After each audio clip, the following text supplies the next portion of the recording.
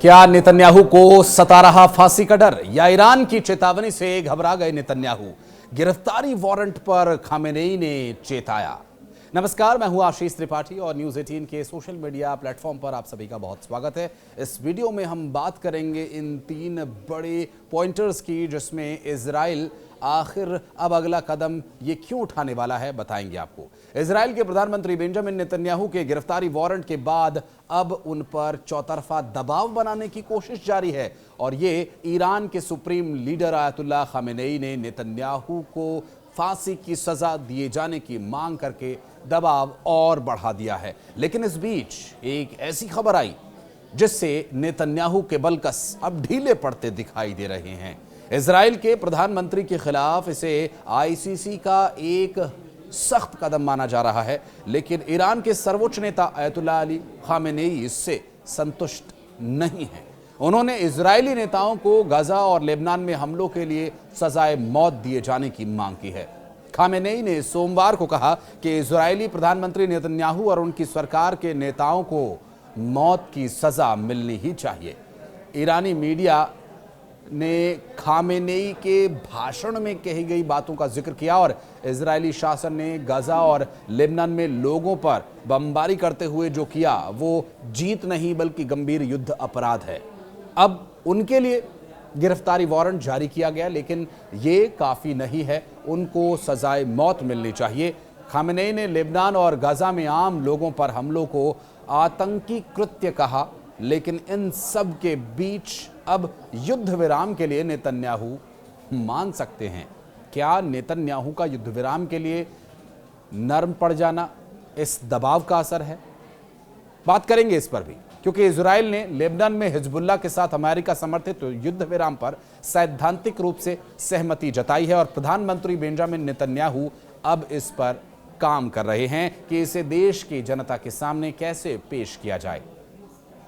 प्रधानमंत्री Benjamin Netanyahu ने इस पूरे मामले पर उच्च स्तरीय एक परामर्श किया। ये बैठक एक ऐसे समय में हुई जब पूरे दिन लेबनान से रॉकेटी हमले यानी मिसाइली हमले इजराइल पर किए जाते रहे थे और इजरायली वायुसेना बेरूत में हिजबुल्लाह के ठिकानों पर बार बार हमले किए जा रहे थे। यहां कान यूनिट और होरेज में रिपोर्ट आई, जिसमें यरूशलेम, वाशिंगटन और बेरूत के अधिकारियों का हवाले से जानकारी ये मिली कि प्रस्ताव की स्वीकृति अंतिम नहीं थी। इजराइल ने कहा कि कई और मुद्दों को अभी सुलझाया जाना चाहिए, लेकिन यरूशलेम ने प्रस्ताव के मुख्य सिद्धांतों को मंजूरी दे दी है। हिजबुल्लाह चीफ नईम कासिम ने पिछले सप्ताह कहा था कि उनके समूह ने युद्ध विराम प्रस्ताव की समीक्षा की और अब आगे इन सब पर इजराइल के हाथ में ये मसला है कि वो क्या कदम उठाते हैं। हारेज की रिपोर्ट में यह बताया गया कि प्रस्ताव में 3 चरण शामिल होंगे।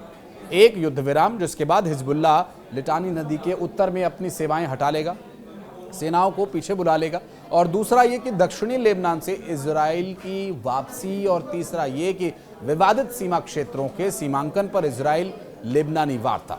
और प्रस्ताव में यह भी कहा गया कि अमेरिका के नेतृत्व में एक अंतर्राष्ट्रीय निकाय को युद्ध विराम की निगरानी का काम सौंपा जाएगा और इजराइल को उम्मीद है कि उसे वॉशिंगटन से एक पत्र मिलेगा जिसमें यह लिखा होगा कि लेबनान की सेना और अंतर्राष्ट्रीय बलों की ओर से कोई कार्रवाई न किए जाने पर भी हिजबुल्लाह की ओर से युद्ध विराम की शर्तों को तोड़ा जाता है तो सैन्य कार्रवाई करने के उसके अधिकार की पुष्टि हो ही जाएगी। और इजरायली सेना ने लेबनान में लिमिटेड टारगेट ग्राउंड ऑपरेशन 1 अक्टूबर को शुरू किया था और इस पूरे ऑपरेशन का नाम दिया गया था नॉर्दर्न एरो। एक तरफ इजरायली सेना एक के बाद एक एयर स्ट्राइक करके हिजबुल्लाह के ठिकानों और उनके हथियारों के भंडार को निशाना बना रहा था, तो जमीन पर भी ऑपरेशन तेज कर दिया गया। लेकिन अब सीजफायर का समय आ गया।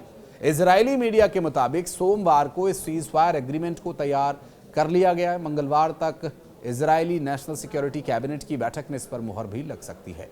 इजरायली सरकार के प्रवक्ता ने कहा कि डील की तरफ बढ़ रहे हैं, लेकिन अभी कुछ मुद्दे ऐसे हैं जिसे एड्रेस करना है।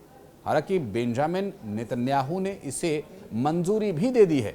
एक रिपोर्ट के मुताबिक अमेरिका के इस सीज फायर ऑफर पर लेबनान में हिजबुल्लाह की लीडरशिप भी इस पर सहमति जता रही है। लेकिन जब तक डील हो नहीं जाती तब तक कुछ कहा नहीं जा सकता। जब से इस सीज फायर की चर्चा शुरू हुई उसके बाद से लेबनान की तरफ से हिजबुल्लाह के हमलों में भी कमी देखी गई है। जो हिजबुल्लाह दिन भर में इजराइल पर 150 से 200 रॉकेट दाग देता था, सोमवार को यह आंकड़ा डबल डिजिट तक ही रह गया। हालांकि इजरायली सेना यानी आईडीएफ इस सीज फायर के पहले ही हिजबुल्लाह के सारे बड़े ठिकानों को नष्ट कर देना चाहती है और इसलिए लगातार एयर स्ट्राइक्स जारी हैं। और सोमवार को आईडीएफ ने हिजबुल्लाह के एग्जीक्यूटिव काउंसिल के कई ठिकानों पर बम बरसाए। बहरहाल इजराइल और हिजबुल्लाह के बीच सीज फायर से न सिर्फ लेबनान के आम लोगों को राहत मिलेगी, साथ ही जो भी इस जंग से बचने के लिए सीरिया और अन्य जगहों पर शरण लेने को मजबूर हैं, उनकी भी घर वापसी संभव हो सकेगी। तो आप इस वीडियो के बारे में कुछ कहना चाहते हैं इस पूरी घटना को लेकर और इन युद्ध के बीच उठते मानवता के खिलाफ धुएं को लेकर अगर अपनी कोई राय प्रकट करना चाहते हैं तो कमेंट बॉक्स में आपका मोस्ट वेलकम रहेगा।